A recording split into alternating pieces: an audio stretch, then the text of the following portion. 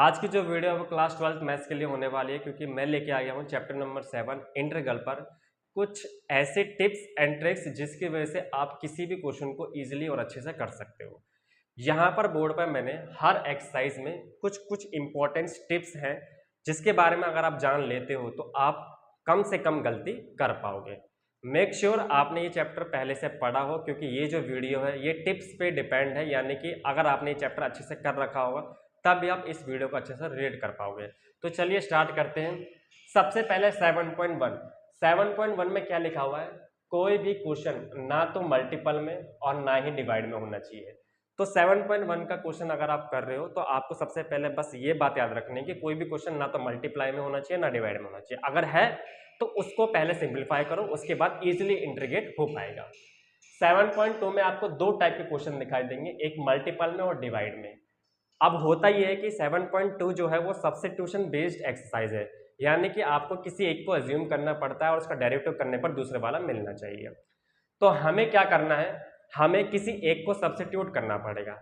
तो ज़्यादातर क्वेश्चन ऐसे होते हैं जो फ्रैक्शन वाइज होते हैं, जो एग्जाम में पूछे जाते हैं। तो ज़्यादातर क्वेश्चन के लिए एग्जाम्पल के लिए मान लो मैंने लिख दिया sin x अपॉन में 1 प्लस cos x। तो 99% क्वेश्चन ऐसे होते हैं जिसमें डिनोमिनेटर को लेट करने पर ऊपर वाला मिल जाता है। तो ये आपको बात याद रखनी है। और एक बात और याद रखनी है, sin x अपॉन में 1 प्लस cos x का होल स्क्वायर। कभी भी जो बड़ी वाली पावर होती है, जो होल पावर होती है, कभी भी हमें उसे एज्यूम करते वक्त उसको नहीं लेना है, यानी कि हमें पावर के अंदर वाला लेना है। यानी यहां पर यही लिखा हुआ है कि विदाउट पावर, यानी कि कभी भी होल पावर पे डिपेंड नहीं रहना है। तो कोई भी क्वेश्चन आ जाए तो आपको होल पावर छोड़ के उसके अंदर का एज्यूम करना है और उसके बाद डेरिवेटिव करने पर ऊपर वाला इजीली और आसान तरीके से मिल जाएगा। तो ये बात आपको 7.2 को करते वक्त याद रखनी है। 7.3 में क्वेश्चन ऐसे होंगे जिनका इंटीग्रल फॉर्मूला होता ही नहीं है। तो ये 7.2 का क्वेश्चन इस टाइप का आपको दिखाई देगा कि इंटीग्रल में कुछ फॉर्मूले होते हैं और 7.3 में ऐसे क्वेश्चन होंगे जिनका फॉर्मूला एग्जिस्ट ही नहीं करता या है ही नहीं। तो हमें क्या करना पड़ेगा, उनको सिंप्लीफाई करना पड़ेगा। फॉर एग्जाम्पल के लिए मैंने यहां पर लिख दिया cos स्क्वायर x dx। अब अगर मैं इंटीग्रल के फॉर्मूले को ध्यान से देखूं तो यहाँ पे मैंने कुछ ही फॉर्मूले लिखे हैं, सारे फॉर्मूले नहीं लिखे। जैसे यहाँ पर स्क्वायर है, स्क्वायर में केवल sec स्क्वायर और cos स्क्वायर का ही इंटीग्रेट हो सकता है, बाकी का नहीं हो सकता। तो ऐसे टाइप के क्वेश्चन आपको 7.3 में देखने को मिलेंगे। तो आपको क्या करना पड़ेगा, इसमें एक ऐसा फॉर्मूला डिसाइड करना पड़ेगा जहां पर cos स्क्वायर x की एक ऐसी वैल्यू हो जो बिना स्क्वायर की हो। फॉर एग्जाम्पल के लिए मैंने लिख दिया cos 2x, तो ये बराबर होता है 2 cos स्क्वायर x माइनस 1। यहां से मैं cos स्क्वायर x की वैल्यू निकाल लूंगा जो कि आएगी cos 2x प्लस 1 अपॉन में 2, ये हो गया cos स्क्वायर x। तो अब मैं इसकी जगह पर ये लिख करके इसको इजीली इंटीग्रेट कर सकता हूं। तो 7.3 में आपको ऐसे ही क्वेश्चन मिलेंगे जिसका इंटीग्रल पॉसिबल नहीं है, क्योंकि फॉर्मूला उनका होता ही नहीं है। तो आपको ऐसे ऐसे फॉर्मूले पहले से ही लर्न करने हैं या फिर याद में रखने हैं, जिससे कि आप उनकी वैल्यूज को सिंप्लीफाई कर पाओ या ऐसी वैल्यूज आइडेंटिफाई कर पाओ जिसमें उस पर स्क्वायर ना हो, ताकि आप इजीली उसको इंटीग्रेट कर पाओ। अब आते हैं 7.4 पे।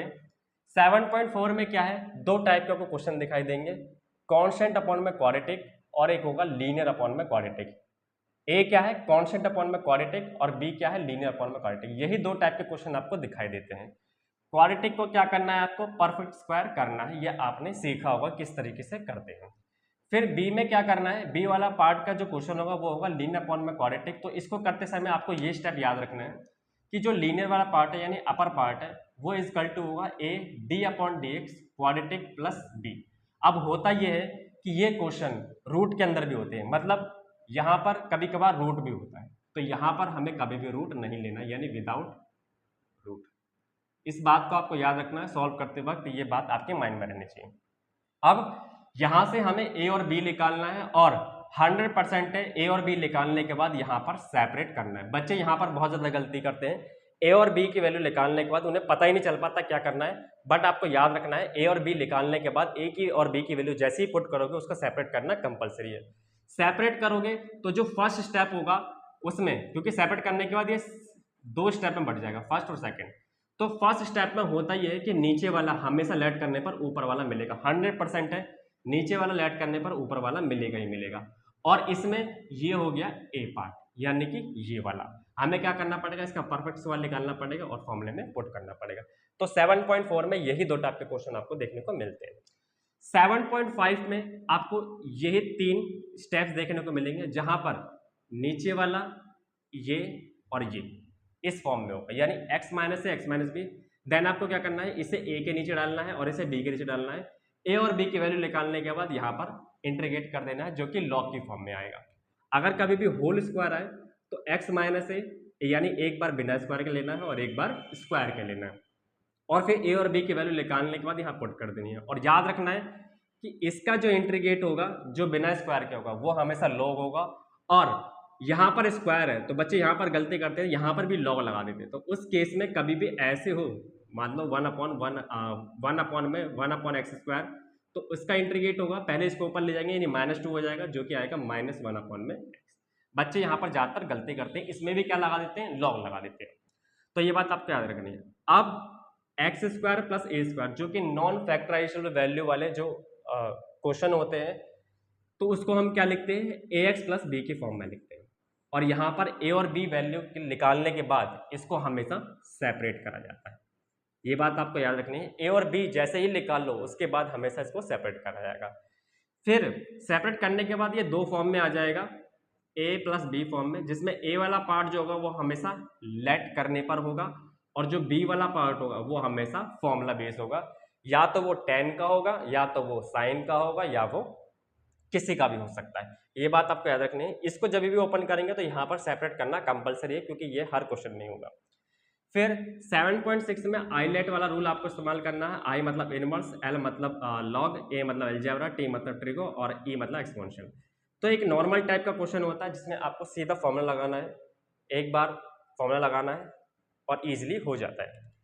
e की पावर x साइन x या फिर कोई भी ट्रिगो आ गया, तो ये क्वेश्चन ऐसे होते हैं जो रिपीटेड होते हैं, यानी कि इस टाइप के कोई भी क्वेश्चन होगा तो आपको इसको इक्वल टू में आई एज्यूम करना है, क्योंकि जब आप इस टाइप के क्वेश्चन को करते हो तो आप पहली बार जब फॉर्मूला लगाओगे और दूसरी बार जब फॉर्मूला लगाओगे तो देखोगे आप सेकेंड बार में फॉर्मूला लगाने पर वही वैल्यू पे पहुंच जाओगे जो क्वेश्चन के बराबर होती है, इसलिए हमें इसे आईलेट करना पड़ता है।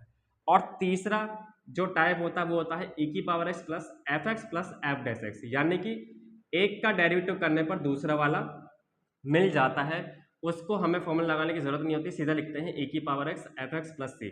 कभी कभार ऐसा होता है कि इसका डेरिवेटिव करने पर ये वाला मिलता नहीं है, जो कि इजी फॉर्म में नहीं लिखा होता है, तो हमें क्या करना पड़ता है, उसके अकॉर्डिंग उसको बनाना पड़ता है, +-1 करके या फिर प्लस-माइनस अपने तरह से एडिटिंग करके। तो ये होता है 7.6। अब देखो 7.6 के बाद यहाँ पे मैंने 7.7, 7.8, 7.9 यहाँ पे लिखा हुआ है, ये सेम रिपीट है, यानी 7.1 से लेके 7.6 तक पूरा रिपीट है, सेम क्वेश्चन होते हैं, बस यहाँ पर क्या होता है, लिमिट गिवन होती है।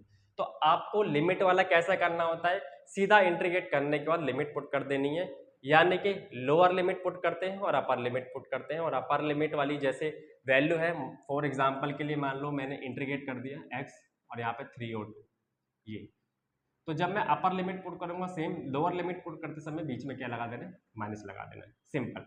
इंटीग्रेट करने के बाद सीधा लिमिट पुट कर दो, आंसर आ जाएगा। 7.10 में होते तो बहुत सारे वैसे तो प्रॉपर्टीज है, लेकिन आपको मेनली दो प्रॉपर्टी याद रखनी है। एक है ये a से 0 fx, जिसकी प्रॉपर्टी ऑलमोस्ट इक्वल होती है a से 0 से लेके a माइनस एक्स, ये आपस में बराबर होता है। 99% क्वेश्चन इससे आता है। और दूसरी ये है b से ये है मॉडुलस प्रॉपर्टी, इस पर भी 99% क्वेश्चन पूछे जाते हैं। अब आते हैं कुछ फॉर्मूले में, यहाँ पे मैंने कुछ फॉर्मूले लिखे हैं, वो फॉर्मूले इसलिए लिखे हैं ताकि आपको थोड़ा सा समझ में आए इनमें क्या बात याद रखनी है। जैसे साइन एक्स का इंटीग्रेशन ये होता है, अब कभी कभार ये होता है साइन एक्स ना लिख करके साइन 2x लिखा होता है, तो उस समय इसका इंटीग्रेशन भी यही होता है, बट x का कोएफिशिएंट क्या होता है, नीचे आता है। तो ये बात आपको याद रखनी है कि x का कोएफिशिएंट ऑलवेज क्या होगा, नीचे होगा। sec स्क्वायर एक्स का tan x होता है, cosec स्क्वायर एक्स का cot x होता है, माइनस का स्क्वायर में केवल इन्हीं दो का इंटीग्रेट पॉसिबल है, ये बात आपको याद रखनी है। a की पावर x का इंटीग्रेशन ये होता है, और 1/x का इंटीग्रेशन क्या होता है, log x होता है। और ये बात आपको याद रखनी है, यहाँ पर पावर लीनियर ही होनी चाहिए, ये कंपलसरी है। मान लीजिए 1/x² हो गया, तब मैं इसका log x नहीं लिख सकता, तब मैं लिखूंगा 1/x माइनस का, ठीक है। और e की पावर x का इंटीग्रेशन e की पावर x होता है। अब होता ये है कि कभी कभार इसमें ये आता है e की पावर 2x होता है, तो इसका इंटीग्रेशन में होगा ये कि जो कोएफिशिएंट होगा x का वो नीचे आ जाएगा। और ये 3 फॉर्मूले हैं जो आपके एनसीईआरटी में नहीं होंगे, लेकिन सीबीएसई में ज़्यादातर क्वेश्चन पूछे जाते हैं, जहां पर 1 प्लस कॉस एक्स की वैल्यू ये होती है, 1 माइनस कॉस एक्स की वैल्यू ये होती है, 1 माइनस साइन 2x की वैल्यू ये होगी, 1 प्लस साइन 2x की वैल्यू ये होगी, ठीक है। तो इस तरीके से आप जब इन क्वेश्चन को करोगे तो हर एक्सरसाइज में ये टिप्स आपको याद रखनी है, जिसके बाद अगर आप क्वेश्चन करते हो तो आप इजीली, पॉसिबिलिटी ये होगी कि गलतियां कम से कम होगी।